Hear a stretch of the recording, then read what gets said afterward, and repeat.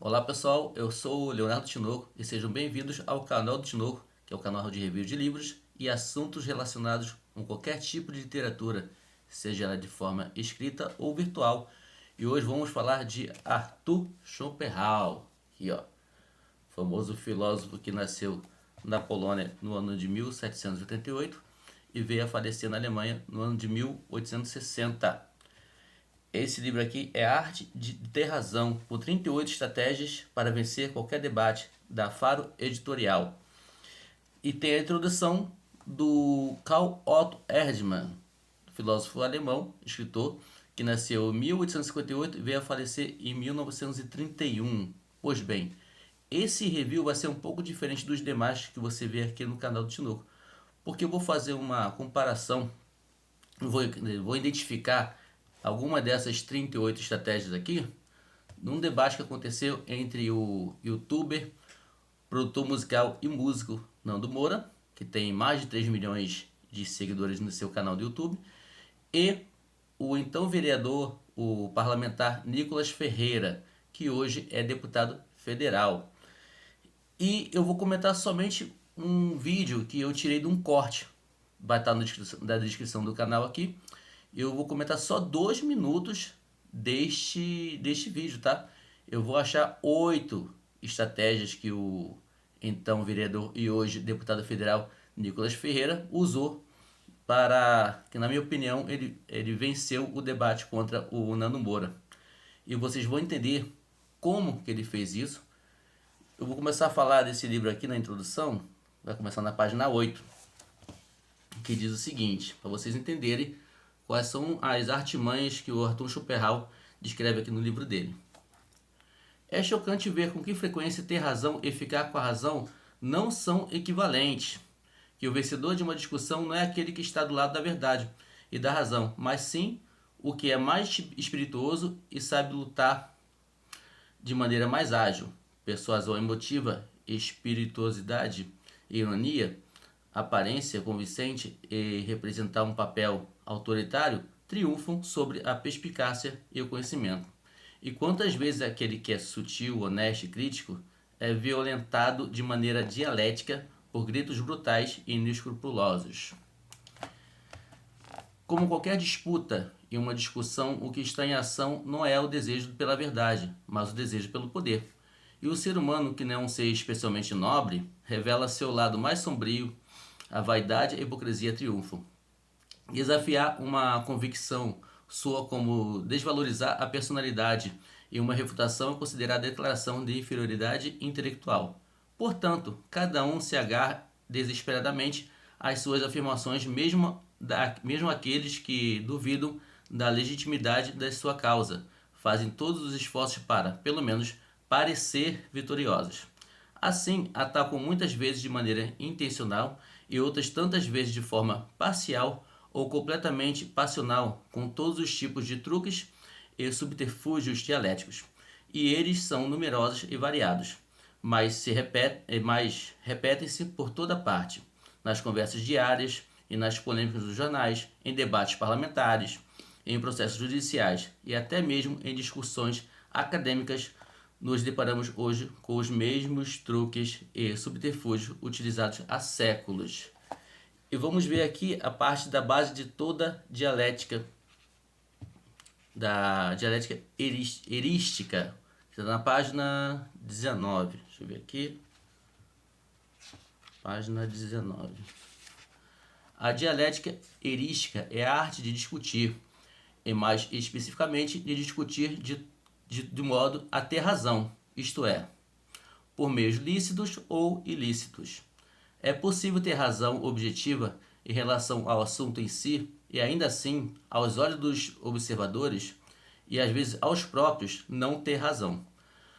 Quando, por exemplo, o oponente recusa minhas evidências, isso serve como refutação da afirmação em si, para a qual é possível dar outras evidências. Nesse caso, naturalmente, a relação é inversa para o oponente. Ele tem razão sem tê-la de maneira objetiva. Assim, a verdade objetiva de uma argumentação e sua aceitação pelo oponente e pelo ouvinte são coisas diferentes, viu? A verdade objetiva de uma argumentação e sua aceitação pelo oponente e pelo ouvinte são coisas diferentes. A lógica tem a ver com o conteúdo da argumentação e a dialética tem a ver com o convencimento dos demais. Sendo assim, vamos à parte que eu comentei aqui no início, que eu vou falar a respeito dessas estratégias, né, usadas pelo Nicolas Ferreira contra o Nando Moura.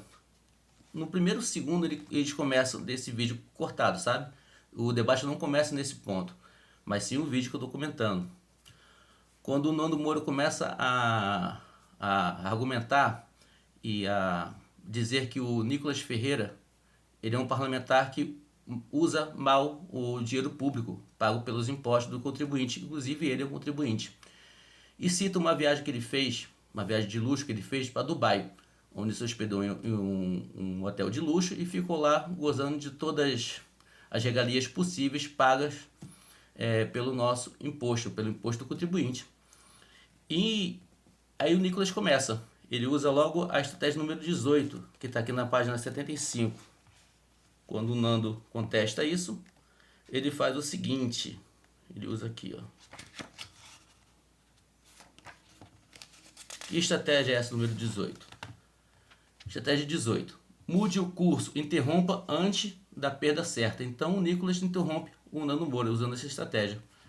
Que é, se observarmos que o oponente inicia uma argumentação com a qual vai nos derrotar, não se deve deixar que ele chegue à conclusão, ou seja, não se deve permitir que ele chegue ao fim. Deve-se interromper o andamento da discussão em um bom momento, retirando-se, distraindo ou levando a discussão para outras pessoas. Então ele não deixa que o Nando Moura complete seu raciocínio e continua com a argumentação de que ele faz mau uso do dinheiro pago pelo contribuinte. E em seguida, depois de interromper, o Nicolas usa a estratégia número 1, a primeira, que eu anotei aqui, que é a seguinte. Vamos lá. Generalize as afirmações do seu oponente. Consiste em levar a afirmação do oponente além de sua fronteira natural, tomá-la, interpretá-la da maneira mais ampla e generalista possível e exagerá-la.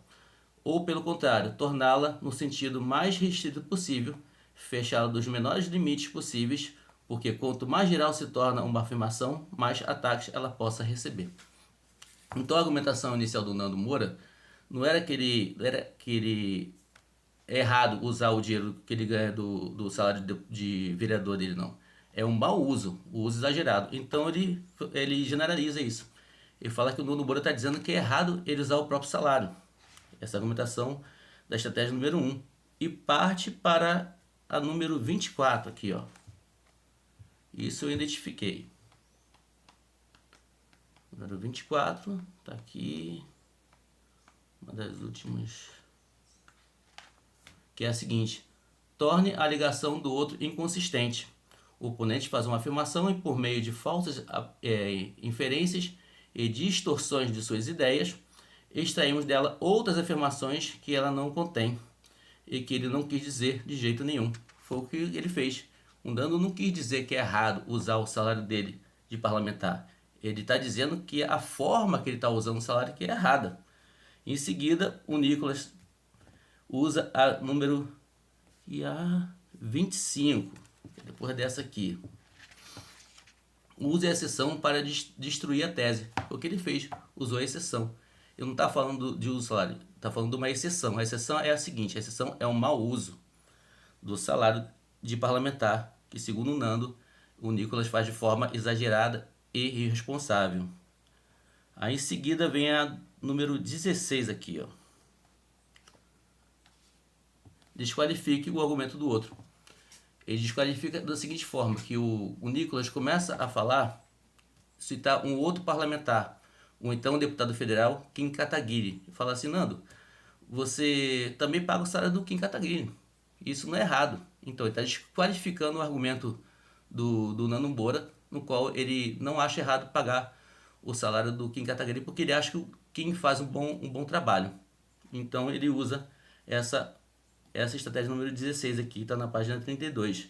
E em seguida, o Nicolas emenda com a número 38, que é a última. Essa aqui, ó. Estratégia número 38. Tá bem aqui na página 92. Aqui. Essa é a que mais é usada nesse debate que eu identifiquei. Nossa, eu tinha marcado aqui, eu sumi com isso. Cadê? Onde é que tá? 38. Vamos lá. É muito grande esse texto. Como último recurso, parta para o ataque pessoal. Aí ele começa.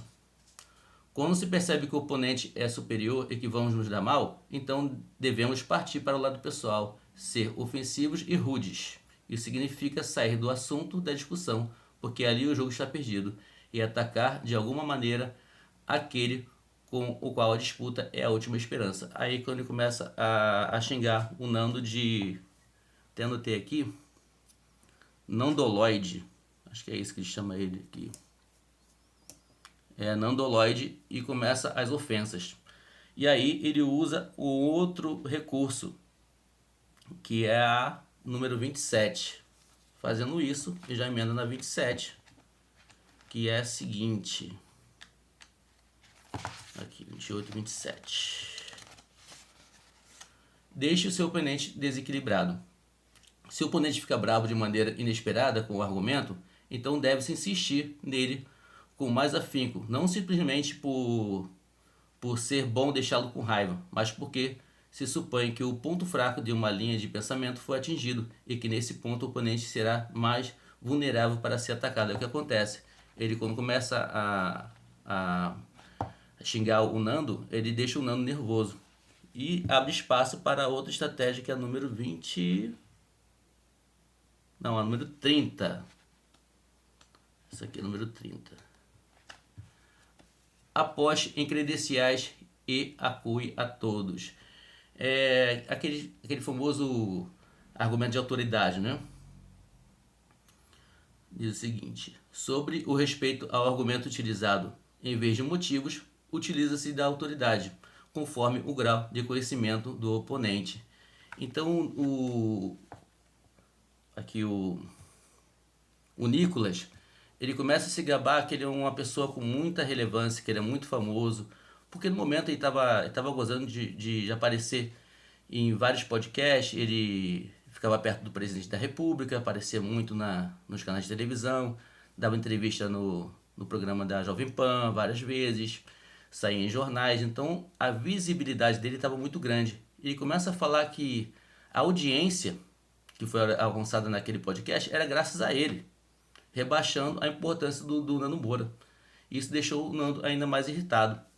E isso eu estou comentando, são 2 minutos de um trecho de um vídeo, tá? Se você for ver esse vídeo todo, você vai ver que ele usa várias dessa aqui, ó, várias estratégias desse livro aqui. Acho que ele usa as 38, no mínimo. E, na minha opinião, apesar do Nando ser um cara muito inteligente, muito bem articulado, fala muito bem, o Nicolas venceu esse debate. Por quê? Porque não importa se você está munido da verdade, importa você estar munido da estratégia mais eficaz. E o Nicolas Ferreira, por conhecer a obra do Arthur Schopenhauer, ele fez valer a sua perspicácia, a sua sapiência e, na minha opinião, venceu o debate. Mas tem uma reflexão aqui muito boa, que está na página aqui, 115, que serve também para o Nando e para todos nós. Tá aqui. Não discuta com o primeiro que aparecer, mas só com os conhecidos que sabemos que têm conhecimento suficiente para não dizer coisas absurdas que os envergonhariam.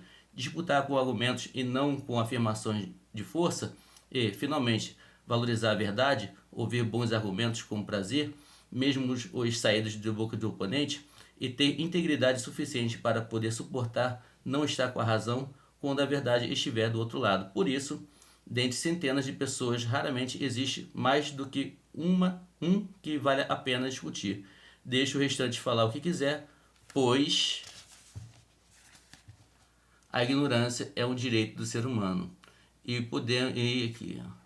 No entanto, A discussão como atrito entre mentes muitas vezes é necessária para que os dois lados, para a correção dos próprios pensamentos e para a produção de novos pontos de vista. Mas as duas partes devem ter formação e inteligência bastante equivalente. Se um não tiver o primeiro, ele não entende nada, não está no mesmo nível. Se lhe faltar o segundo, a exacerbação resultante o levará à desonestidade e à astúcia ou à grosseria. Bom, serve de lição, tá, gente? Vocês não devem começar uma discussão apenas por querer saber mais que o outro, que isso é pura vaidade. E para terminar, vou usar aqui 2 versículos da Bíblia que cabem muito bem nesse contexto de você falar a verdade ou falar a mentira. Está aqui no livro de... Primeiro, está no livro de Romanos, capítulo 16, versículo 18. Achei aqui. Paulo diz assim, Romanos, capítulo 16, versículo 18.